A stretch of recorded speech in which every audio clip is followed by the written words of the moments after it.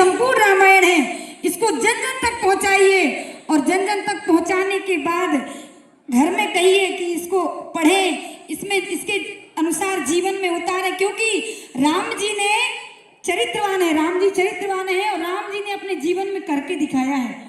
भगवान 14 वर्ष के वनवास में गए और 14 वर्ष के वनवास में जाने के बाद एक एक संतों का आशीर्वाद लिया। मैं ये नहीं कहती, देखिए आप सभी से प्रार्थना करती हूँ, आप पढ़े लिखे सब लोग बहुत अच्छे हैं, कभी किसी संत की महिमा नहीं गा सकते तो उसकी बुराई भी मत करिएगा, क्योंकि भगवान कभी भी भक्तों का अपमान नहीं सह सकते हैं। इसलिए एक बार जोरदार जयकार लगे, बोलिए सिया रामचंद्र की जय। दूसरा काम राम जी का, दूसरा काम है जेहि विधि सुखी होई पुर लोगा,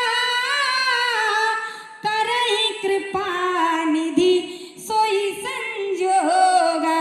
राम सिया राम जय जय राम, राम सिया राम जय जय राम। राम जी दूसरा काम वो काम करते हैं जिससे परिवार के लोग, अयोध्या के लोग, संसार के लोग, समाज के लोग सुखी हों।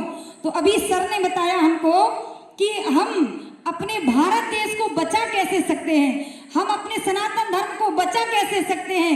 एक लाइन लिखी थी, कबीरा खड़ा बाजार में लिए लुकाटी हाथ, जो घर जा रहे आप लोग तो चले हमारे। ताली बजाइए एक बार हमारे सर जी के लिए।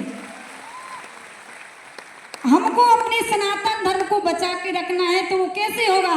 घर घर रामचरितमानस जी को पहुंचाइए, घर घर गीता जी को पहुंचाइए, घर घर संपूर्ण हनुमान को पहुंचाइए।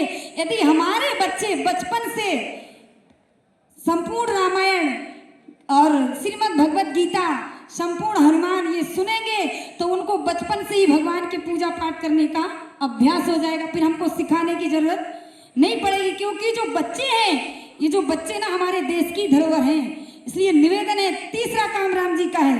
कौन सा काम है? राम जी कथा सुनते हैं, पुराणों की कथा सुनते हैं और अपने छोटे भाइयों को समझाते हैं। मैं भी आपसे चाहती हूँ कि आप मानस जी का पाठ करिए, घर में सुनवाइए और आपके जो संपर्क में है उनके तक मानस जी पहुँचाने की कोशिश करिए। और जो व्यक्ति रामचरितमानस जी को सुनेगा, सुनने के बाद जीवन में उतारेगा, मैं कहती हूँ वो कभी भी चरित्रहीन नहीं हो सकता। ताली बजाइए एक बार मानस जी के लिए।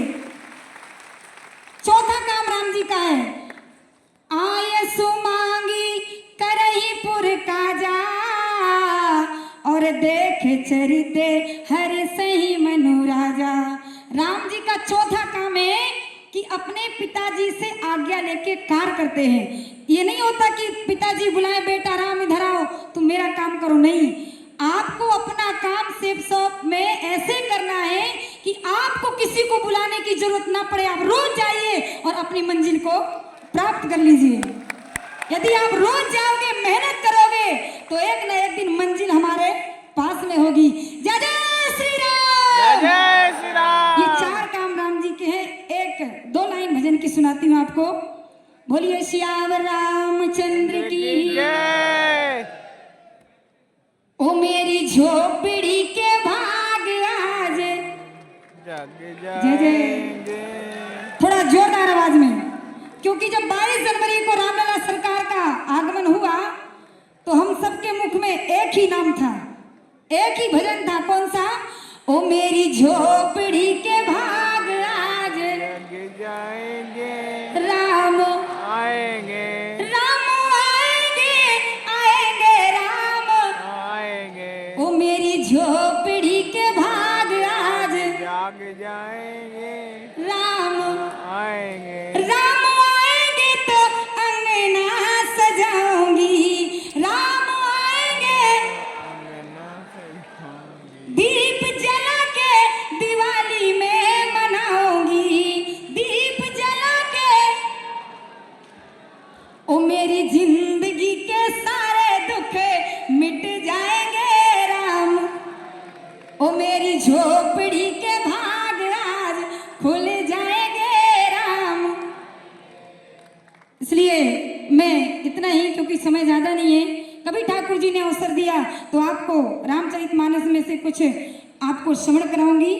और अब आप हमारे परम पूज्य गुरु जी जो भागवत जी करते हैं, आपको श्रीमद् भगवत गीता में आपको कुछ श्रवण कराएंगे। एक बार दोनों हाथ पर उठा के जोरदार जयकार लगाइए। जय जय श्री राम, जय श्री राम, जय जय श्री जय राम, श्री राम, जय जय श्री राम। जय श्री राम।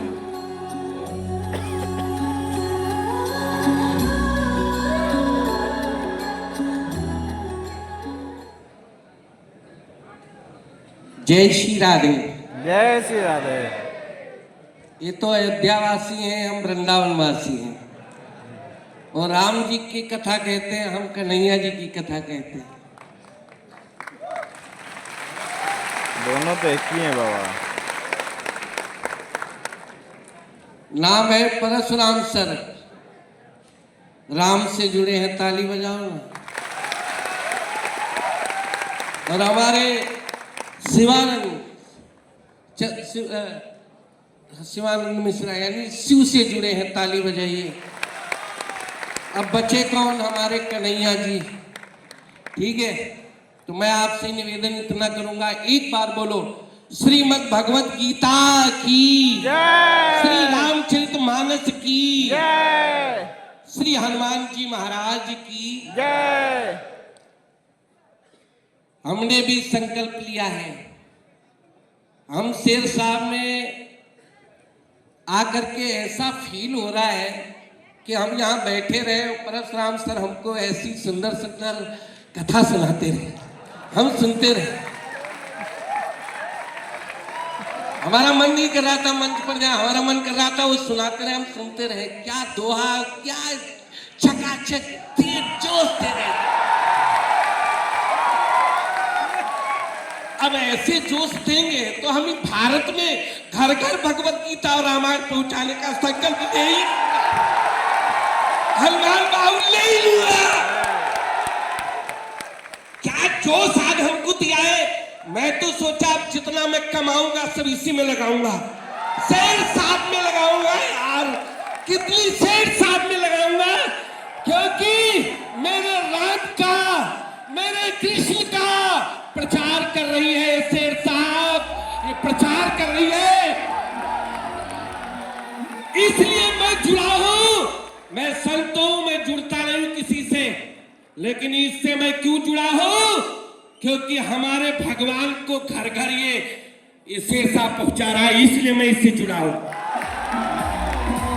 आप इस बीच में देख रहे हैं कोई संत जुड़ा नहीं है, जल्दी जुड़ते नहीं है, लेकिन हमारे उद्घाटन के लिए हमारे सब संत आए हैं। लेकिन हम सर जी से एक निवेदन करूंगा कि अगर रामायण आ चुकी है, भगवत गीता आ चुकी है, हनुमान बाहु का आ चुकी है, सर से निवेदन करूंगा इस शेर साहब से कि आपकी भागवत महापुराण भी आना चाहिए।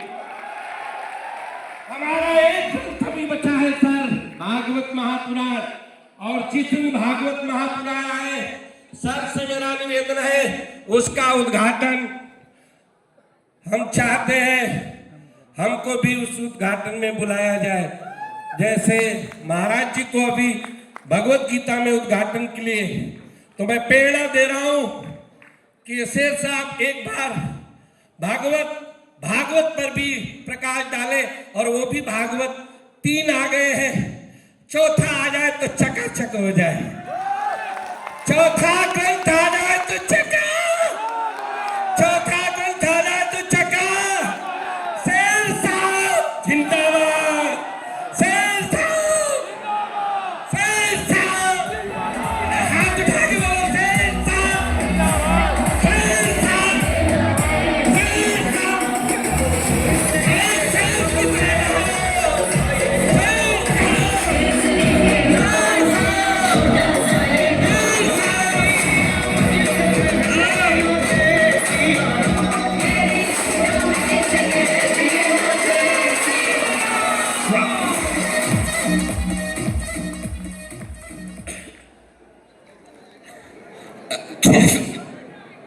क्या बताऊं, बड़ा मन में मैं क्या क्या कह डालूं शेर साहब के लिए। अरे मेरे कन्हैया को घर घर पहुंचाने वाला ये शेर साहब है, ताली बजाओ। आप जैसे भक्त लोग हैं, यहाँ जितने सब संत हैं, केवल मैं ही नहीं हूँ, सब संत हैं, क्योंकि मेरी गीता को पहुंचाने वाले आप हैं। ताली बजाइए ना। मेरी रामायण को पहुंचाने वाले आप हैं सब। और मैं परशुराम सर को क्या कहूँ, आज परशुराम सर नहीं है, और तो परशुराम भगवान है। ताली बजाओ ना। आज मैं उनको परशुराम भगवान की उपाधि दे रहा हूँ। क्यों? उन्होंने मेरी रामायण को, मेरे धर्म को इन्होंने बचा लिया। अब इनके जो भी हो हमें नहीं मालूम है।